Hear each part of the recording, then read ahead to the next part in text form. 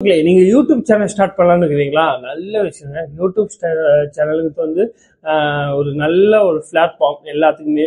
ஆனா இதுல ஒரு விஷயம், கஷ்டமான விஷயம் ஒண்ணு இருக்குது.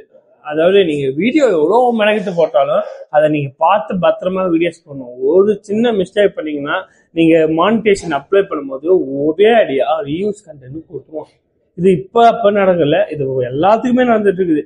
எனக்கு தெரிஞ்ச என் ஃப்ரெண்ட்ஸ் சர்க்கிள் எல்லாத்துக்குமே ஓப்பன் பண்ண எல்லாத்துக்குமே ரிவ்யூஸ் கண்டென்ட் வந்துடும்.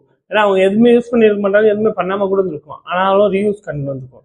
இந்த ரிவ்யூஸ் கண்டென்ட் எப்படி வருதுன்னு கேட்டீங்கன்னா, சிம்பிளா சொல்ல போனா உங்க ஃபேஸ் ஆட்டோமேட்டிக்கா வேற எங்கேயாச்சும் கொஞ்சம் நீங்க ப்ராப்ளமா இருப்பீங்க, உங்க வீடியோஸ் முன்னாடி எடுத்து போட்டிருப்பாங்க. இதுக்கு முன்னாடி நீங்க வேற ஏதாச்சும் ஒரு பேஜ்லயோ இல்லை வேற ஒரு வெப்சைட்லயோ உங்க வீடியோஸ் நீங்க அப்லோட் பண்ணிருப்பீங்க.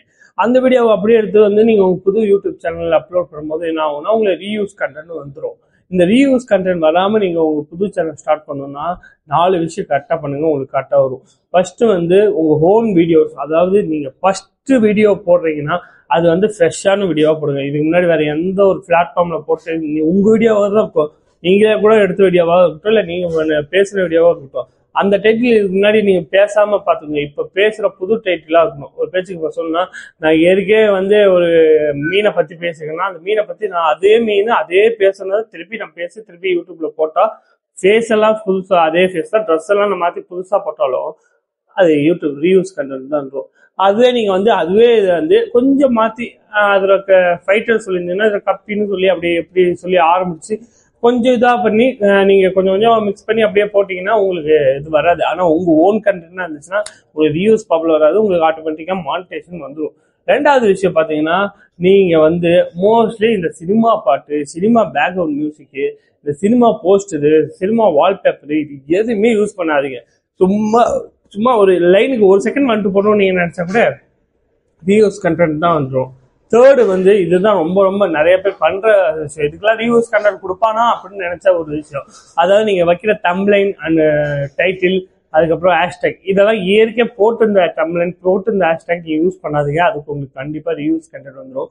இன்னொரு விஷயம், நீங்க வைக்கிற தம்ப்லைன் போட்டோல வந்து உங்கதான் தான் இருக்கும். நீங்க வேற யாரோ வச்சிருந்த தம்ப்லைன் நான் அப்படியே டெவலப் பண்ணி அதை ஒரு சின்ன சின்ன கரெக்ஷன் பண்ணிட்டு நான் அப்படியே அப்லோட் பண்ணீங்கன்னா உங்களுக்கு ரீயூஸ் கண்டென்ட் தான் வரும், உங்களுக்கு மானிட்டேஷன் கொடுக்க மாட்டாங்க. நீங்க புதுசா வைக்கிற தம்ப்லைன் வந்து நீங்க கிரியேட் பண்ணதான் இருக்கணும், வேற அதுல ஒன்றும் வித்தியாசம்லாம் எதுவும் மாறணும்னா அவசியம் இல்லை.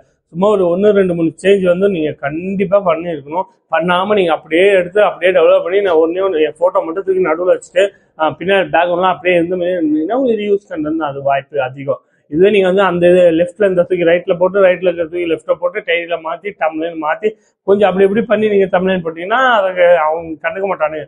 இதுவே அப்படியே 50-50 இருந்துச்சுன்னா உங்களை நீங்க மாட்டீங்க ரீயூஸ் கண்டென்ட். ஒரு 30க்கு கீழே இருந்துச்சுன்னா நீங்க தப்பிச்சுக்கலாம், அந்த ரீயூஸ் கண்டென்ட் ப்ராப்ளம் உங்களுக்கு வராது. அதனால இந்த ரீயூஸ் கண்டென்ட் வந்து தப்பிக்கணும், அதுக்கு நீங்க ஃபர்ஸ்ட் வீடியோஸ் வந்து கரெக்டா போடணும். போட்டாதான் வந்து நீங்க நியூ சேனல் ஸ்டார்ட் பண்ணாவே உங்களுக்கு மானிட்டேஷன் வந்து ஈஸியா வந்துடும். இந்த 1000 சப்ஸ்கிரைபர் எல்லாம் ஈஸியா எடுத்துடலாம். இந்த 400 வாட்ச் ஹவர்ஸ் எல்லாம் ரொம்ப ரொம்ப ஈஸியா எடுத்துலாம் இருக்க இதுல. அப்படி இல்லையா ஷார்ட்ஸ்ல வந்து நீங்க ஆட்டோமேட்டிக்கா 1 மில்லியன் வியூ போனீங்கன்னாவே உங்களுக்கு மானிட்டேஷன் அப்ளை பண்ணி கொடுத்துருவானுங்க. முடிஞ்ச வரைக்கும் நீங்க நல்லா ட்ரை பண்ணுங்க. ஓகே, அடுத்த வீடியோ உங்களுக்கு சந்திக்கும் போது உங்களே இருந்த இடம் உங்களுக்கு மறக்காம சப்ஸ்கிரைப் பண்ணுங்க, லைக் பண்ணுங்க, ஷேர் பண்ணுங்க. நன்றி.